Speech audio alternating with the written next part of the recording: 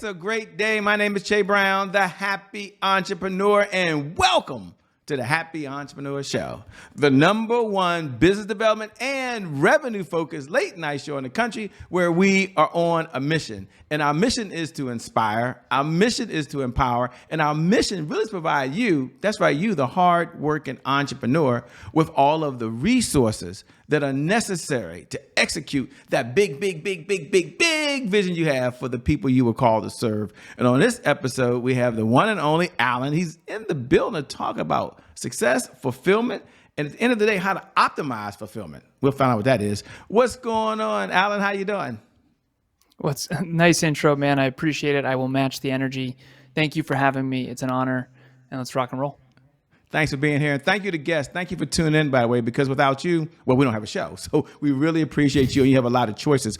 Before we get started, and some of you read about his background in a minute. Some of you already read his resume. Some of you already been to his website. We'll get to who he is. But first, we're talking about fulfillment. And you might be wondering, like many of you, is, well, Alan, here's the question. Fulfillment means different things to different people. When you talk about fulfillment, what does that even look like? What is fulfillment these days?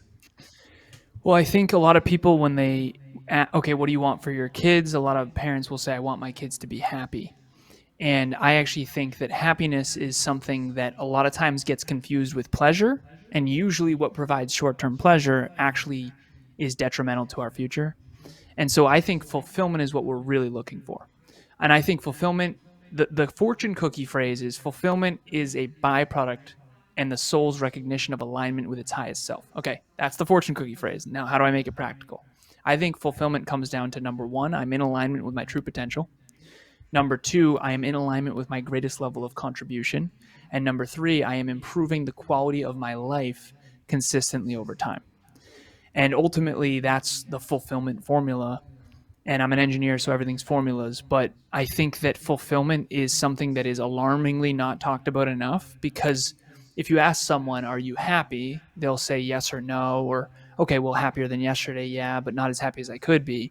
But if you ask someone if they're fulfilled, that's usually a more meaningful question. And fulfillment is about meaning. It's about growth. It's about contribution. And it's something that has to be earned every single day. And it's not about external material things, although that can help. It's mainly about, I think fulfillment is from the inside out. That's really what I would say is I think that fulfillment comes from the inside out, and it comes from who you are and what you're contributing in the world primarily. And then third would be quality of life. Is that improving? I love that. And as you were saying that, I'm curious, then why are people today struggling to be fulfilled? I mean, they have AI. They can go type in AI tomorrow and say, I want to be fulfilled. And they'll tell them exactly what they should do that day. They've got TikTok and Instagram. They can go to that right now and they can get motivated and inspired. And yet, with all this going on, they got apps to tell them today's a good day to tell an affirmation. And yet, why are people struggling to be fulfilled in their life? What's holding them back, man? I think #1 is self-belief. Self-belief has to be built. And it's in the psychology. If you do use ChatGPT, you can ChatGPT this, you can Google this.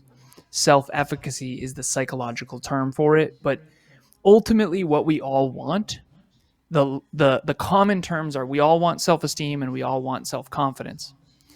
I think self-esteem and self-confidence are the micro version of a macro thing that we want, which is self-belief and self-worth. And there's the 4 sort of archetypes that we see in movies and literature, and I'll give them to you quickly. So #1 is the victim. This is someone that has low self-belief and low self-worth, and they are usually treated unjustly and treated poorly and bullied in any film. Think of your favorite film. The hero usually starts out as a victim. Batman, his parents were killed. We go through all of them. The villain is usually inflated self-worth, entitlement, with very little earned success. Usually the trust fund baby. Titanic's a good metaphor for this. Cal, he believes men are better than women. In the movie Titanic, he believes women are property. He, didn't earn success. He inherited it from his father, the steel mills and all that kind of stuff. Then you've got the hero. The hero has high self-belief and low self-worth. These are the martyrs of the world. This is where I was for sure. You try to help others and you're trying to save the world at the expense of yourself. And you have high self-belief and you believe in your ability to achieve, but you don't value yourself enough to actually respect yourself. And the best metaphor I have for self-belief and self-belief is your belief in your own ability to build the castle. Self-worth is, do you deserve to live there? And are you going to honor and protect the castle, or are you going to let your friends come in and spill beer on the carpets? And so the last archetype is the guide. This is the mentor. This is the role model. And this is someone who has both high self-belief and high self-worth. And I always use Harry Potter as an example for this, because when he broke the Elder Wand and threw it away, that's when he became the guide. He was good enough as he is. And Ron, who's still a hero, is, whoa, that's the Elder Wand. We need that. We can use that. But Harry Potter became enough as he is when he decided to break that and throw it away. And I think that that's a good metaphor for what we're all after. So why aren't people fulfilled, to answer your original question? Because we don't have the self-belief and the self-worth built authentically from the inside out through little promises that we keep to ourselves every day. Well said. And to the person that's listening right now and saying, Shay, I like what I'm hearing. Sounds like he knows exactly what he's talking about, but I really didn't read his resume yet, Shay. I'm in the kitchen cooking, by the way. Thank you, by the way. Somebody might be listening in the background. We appreciate you, by the way. If you got the podcast, like you're looking at Alan and we're in your ears right now, you might be wanting, Shay, can you take a moment to slow down? I like what I'm hearing. I want fulfillment. Hopefully he'll give me a couple steps to fulfillment. But before he does that, Alan, do you mind slowing down for a moment, and then we'll speed up? Tell me a little about, who are you? The question, who are you, and what's the backstory that led you to really being so passionate about what you're doing now? Yeah, thank you. I think the messenger matters as much as the message. So I'm grateful for the question. The story starts off tough, for sure. When I was 2 years old, my birth father passed away in a car when he was 28. This was in 1991.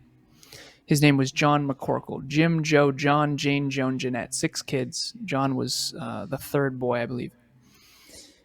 And when I was 2, he was 28 in 1991. My mother was 31. I had an older sister who was 6, and he suddenly passed away at 28 in a car accident. And my mom was a stay-at-home mom at that time. My stepfather, his name is Steve Lazaros. I took his last name, I think, around age 7. And from age 3 to 14, I had a stepfather named Steve Lazaros. And this is from 1991 to basically 2002. And he worked for a company called AGFA. They did hospital computers, born and raised in Massachusetts, hospital computers during the dot-com bubble in the U.S. And for those of you who don't know, the U.S. is by far the largest economy. And in the 90s, it was very big economic boom times. And so we did very well. So from the outside in, it was boats and ski trips and Dreamcast and Xbox and Christmas presents. But from the inside out, my mom and stepdad did not get along, and that's a polite way to put it. I'm 14 years old. Stepfather leaves, takes his entire extended family with him. Same year, sister moves out. Same year, my mom gets in a fight with my Aunt Sandy, and we get ostracized from her side of the family.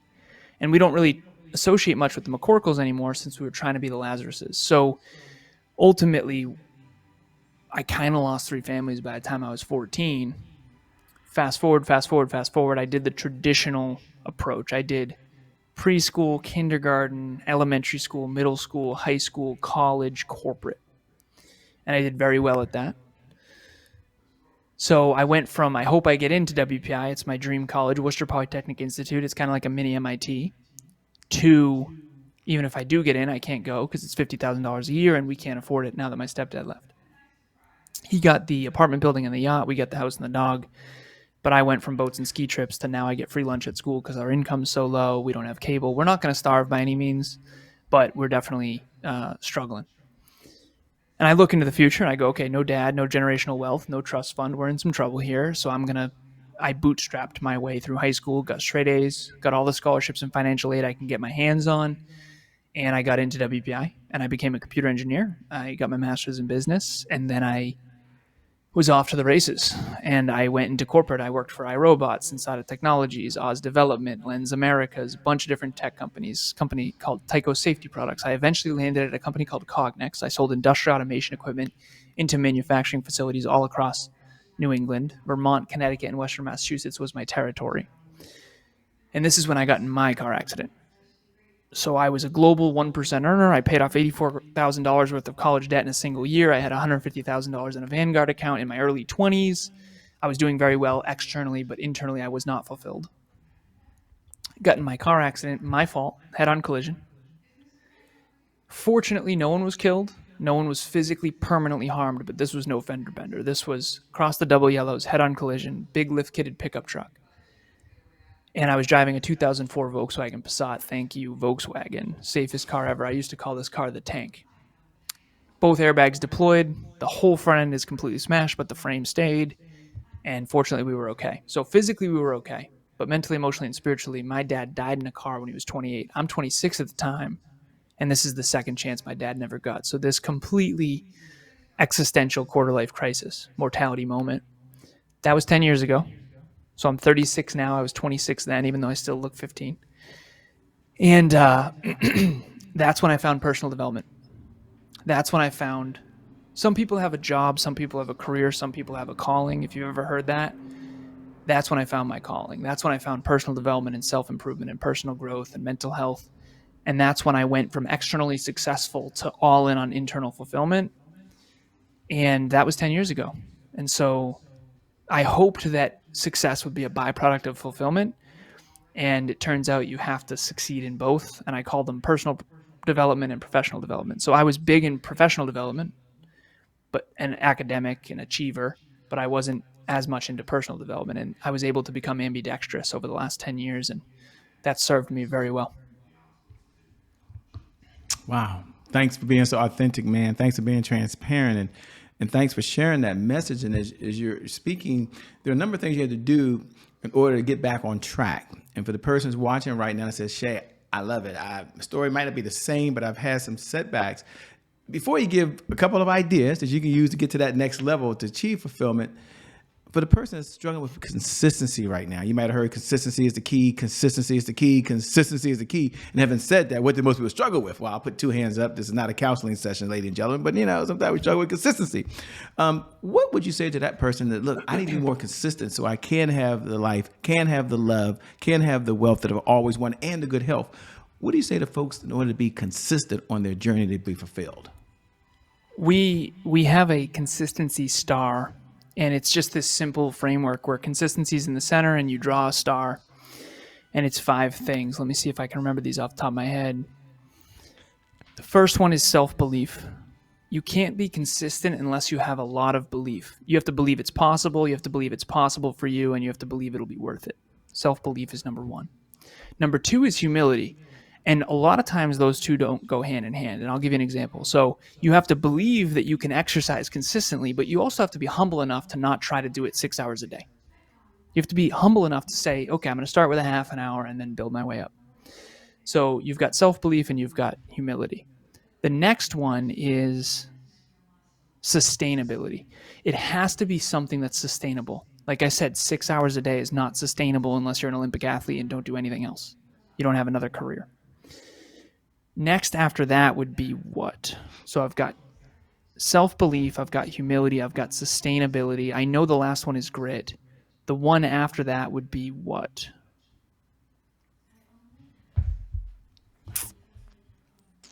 Time perspective.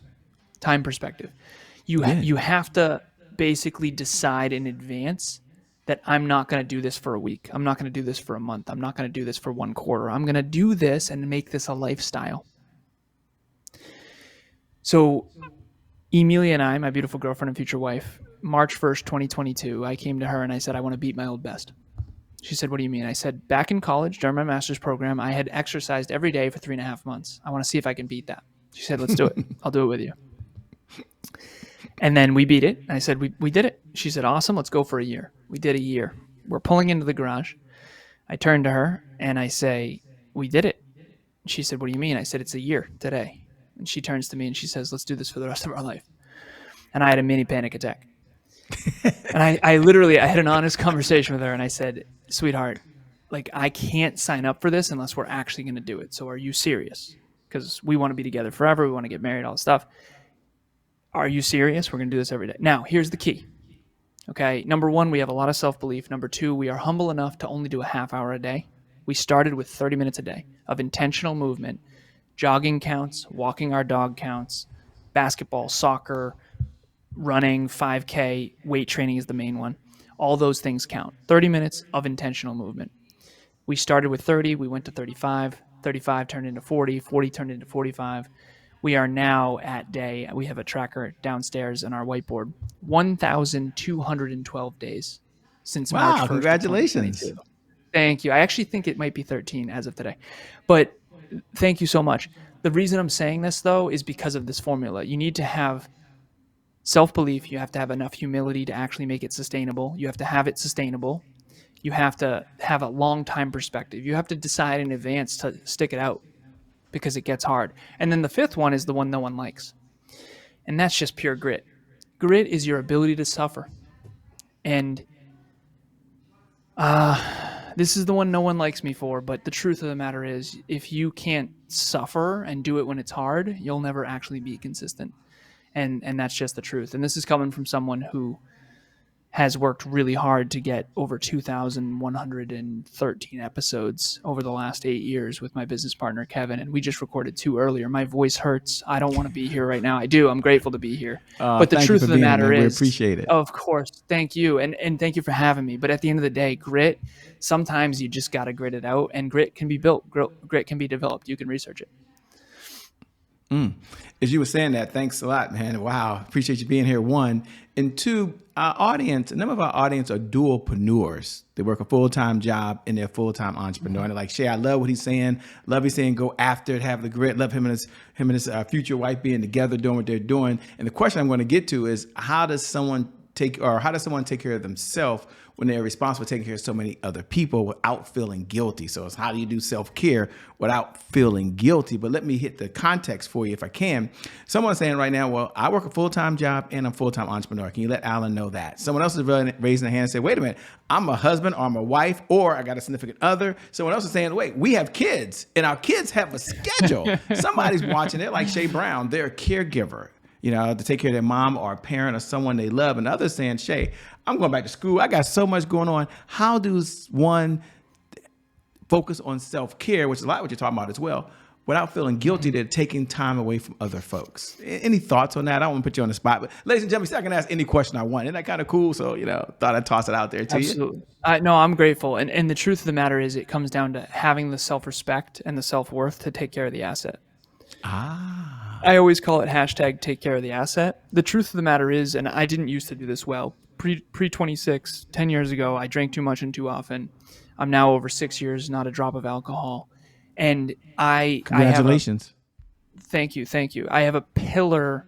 I used to call them the 5 fundamental pillars of natural fitness, but now I have a pyramid and it's 7 things, and I'll give them to you right now. So the first one is sleep. I track my sleep every day on Aura. I got an 83 sleep score last night. Sleep is the foundation of your life. And I realize for those of you with newborns, you're like, Alan, not happening. I don't have kids yet. I know it's going to be tough. I'm getting my sleep in while I can. All right. Sleep is number 1. Number 2 is hydration. I got coconut water right here. You'll never catch me without a water bottle on my person. I've got water bottle right here. All my clients, I say, never let me catch you without water. So sleep, hydration, nutrition. Okay. Micros, macros, calories. Training. That's the exercise. We already talked about that. Mobility is number 5. Stretching, foam rolling, pliability. And then you've got breath work, the way you breathe. And there's actual breath work exercises you can do, usually during mobility. And then you've got supplementation. Supplementation is the least important, but I still take supplements too. And ultimately, it's a mindset shift. It's I'm going to take care of myself so that I can take care of others. And I do think it goes back to people. There's 2 types of people. There's 4, but for the context of this, I'll give 2. If you have inflated self-worth and low self-belief, you're probably really good at taking care of yourself, and those are the narcissists of the world. If you're a martyr like I was, you probably have high self-belief or high self-efficacy in the psychology and low self-worth. And so for those of you who are martyrs out there, taking care of everyone else at the expense of yourself, you have to really learn how to put self-respect and self-worth and self-esteem and self-love into your decision-making paradigm. And I actually have a matrix that I use where self-respect is on the y-axis and goals are on the x. And the upper right quadrant means it's good for goals and good for self-respect. That's the F yes. Bottom left is bad for self-respect, bad for goals. That's the F no. Upper left quadrant is good for self-respect, bad for goals. And that's maybe you should take a walk, whatever it is. Bottom right is the danger zone. Good for goals, bad for self-respect. And that one gets me, especially when it comes to coaching the wrong people or whatever. And so if the self-respect and goals matrix has helped me tremendously. I think that can be of value. As we come down the home stretch, that was spot on, man. Thanks a lot. I like the whole metrics. I like how one of the things I'm hearing over and over again he's consistent with is that he has a system. We always like to say systems beat goals every single time, right? They always beat goals. Here's the question I like to ask when we have time. I know we have a few minutes before we got to go now, but what's one of the best pieces of advice that you've ever been given? And I'll frame it for the audience so they know we're not actually come off the mountain with the 10 Commandments here, okay? By the way, you've interviewed probably more people than you can remember these days. You've read more books than I'm sure you can't count in, videos and trainings and 10,000 hours. What a joke, right? I can do that on the weekend with my thumb, right? So my question is, what's one of the best pieces of advice you've ever been given that you keep near and dear to you that you want to pass on to the audience? What would it be, man? Best piece of advice I got when I was very young. My mom said, you can be a CEO or you can be a farmer. I'm going to love you either way. But if you choose CEO and you aim high, you can wake up one day and just decide to be a farmer. It doesn't necessarily work the other way around. So aim high and you'll have choices. One time someone reached out and said, farmers work so hard, how dare you? I said, listen, it's a metaphor, okay? It's a metaphor. The point that I'm making, though, is I always aimed high. I always aimed really high, and she was right. And I love my mom. She's given some terrible advice too, but that was the best piece of advice I've ever gotten. Aim high.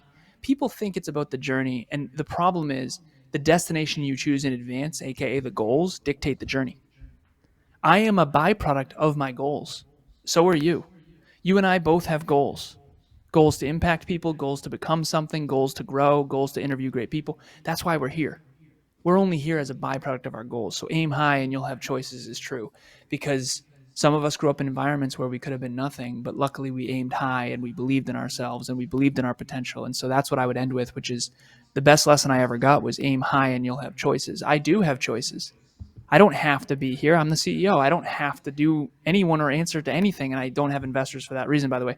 But the point that I'm making is my mom was right. Eventually, if I could change the piece of advice that I got, it would be aim high and eventually you'll have choices. And eventually means 30 years plus.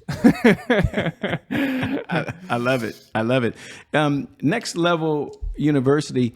What do you enjoy most about what you're doing these days, man? You're not only interviewing podcasts, you're only making a difference, helping people optimize, not just get to fulfillment. That's what really led me to lean in. It's not just about let me get to fulfillment. It's like, how do you optimize it? So I guess the question really is, what do you enjoy most about what you're doing now? It seems to be having a lot of fun to me from what I see online. Yeah, thank you, brother. Thank you. Ultimately, my favorite thing is impacting people and getting them to think differently. I'm an engineer and I'm sort of existential. Obviously, metacognition is a big thing for me. I've always been trying to figure out, because I grew up in an environment with a lot of unhappy people. That one of the reasons why I'm so focused on fulfillment is because I was so unfulfilled. And I grew up in an environment where I looked around and I playfully referred to it as the Boulevard of Broken Dreams, as upset as some of the people I grew up with would hear that. I don't really care. It's true. Small town, small minded. And I used to look around and I'd see these couples. It's like, you guys don't even like each other, never mind love each other. And I would think to myself, like, people would say, they'd come to me, they'd say, these are the best years of your life. And I'd say, God, I hope not. You think I look young now? Imagine me as a freshman in high school, right? And I remember thinking, there's no way. There's no way this is it. This is terrible. And I was right. It gets way better if you get better. And so the thing that I'm most excited about what I do now is I help people think differently. I help them think long term. I help them prioritize their future self over their present self, which is actually what most people don't say. Most people say present and all this stuff. I believe your future self matters more than your current self because you are a byproduct of the future you choose in advance. And here's the interesting thing, and I hope this is the first time anyone's ever heard this. Pretty soon your future self is going to become your present self. So the future self matters, and it matters a lot. And only 3%, I looked this up, deep research. There's a deep research function on ChatGPT. Only 3% of human beings have clear written goals that they achieve. 3%. That means 97% of people are not living by design. They're living by accident. They're living by stumbling upon things. That is not a good way to live. Carefree wandering is romanticized, but it is not. As a systems engineer, as a computer engineer, as an existential thinker, as someone who grew up in an environment with people frolicking, but not by design, but just trying to have as much fun as possible, I'm telling you right now, the other side of that rainbow is nothing short of absolutely devastating. In 5 years, we're all going to arrive. The only question is where. And I hope it's a well-designed, well-engineered location. And of course, reverse engineering finish lines, reverse engineer your goals and dreams. It's coaching, training, podcasting. It's what I do for a living. I love it. It's my favorite work in the world. And if anyone wants help on that, let me know. As we come down the home stretch, final two questions. Number one, what type of clients are you looking to work with? You led me in perfectly, as you would do anyway. I love it. What type of clients are you looking to work with these days, if any? And number two, how can folks connect with you? How can they stay in this conversation over and beyond the time that you and I have right now? What website should they go to? What do you want the audience to do that's watching right now? Well, the first thing would be you can Google my name. And I'm very grateful to be able to say that. If you Google my name, my Instagram will come up, my Facebook will come up. It's actually me. It's not an AI bot. It's not a team member. It's me. So you can DM me on Instagram. You can go to my website, nextleveluniverse.com. You can check out the podcast, Next Level University. It's Next Level You, pun intended. Not Next Level Me, not Next Level Kevin, my business partner. It's Next Level You, how to be the best version of yourself, not me, yourself. And health, wealth, and love. And I think to myself, who do I want to work with? Someone who wants to be healthier, wealthier, and more in love. But more importantly, someone who is humble, who wants to reach their potential, and who has work ethic. I am a striver. I am not an arriver. I am not going to talk to you from some mountaintop. Like, I am not done. I'm only 36. I don't believe in arriving. I believe striving and working toward earning success. I believe success is earned every single day. I believe the rent is due every single day. I believe health, wealth, and love need to be earned every single day and appreciated. And if you're grateful for your health, your wealth, and your love, you'll work on it every single day. And so if you want big rewards for minimal effort, do not reach out under any circumstances. I am not the coach for you. If you're someone who has high work ethic and humility, please reach out on Instagram, email, website, you name it. Well, let me say two things. One, man, thank you so much for being on the Happy Entrepreneur Show. I know you can always make more money, but you can't make more time. And you're giving us the most precious resource you have, which is your time. So thanks for being on the show, man. Can't wait to connect with you again soon. Thank you. And thank you for what you're doing and just inspiring and motivating. And thank you for having me. I appreciate it. Thank you. And thank you to viewers. Thank you for tuning in, by the way, because without you, well, we don't have a show, by the way. And so I never get tired of reminding you every night, 11 p.m. Eastern Standard Time, no matter what's going on in your life, whether you're going to that next level and you're stepping up, cool, or you've been hit with the punch you never saw coming. The one thing I do believe is that today is a fresh day. It's a fresh start. You get a do-over, and this is your moment, and you can have everything you want if you take the right action. With that being said, my name hasn't changed. It's still Che Brown, the Happy Entrepreneur. Peace. We out of here. Thanks a lot, Alan. We'll see y'all on the other side. Bye-bye for now. Thank you.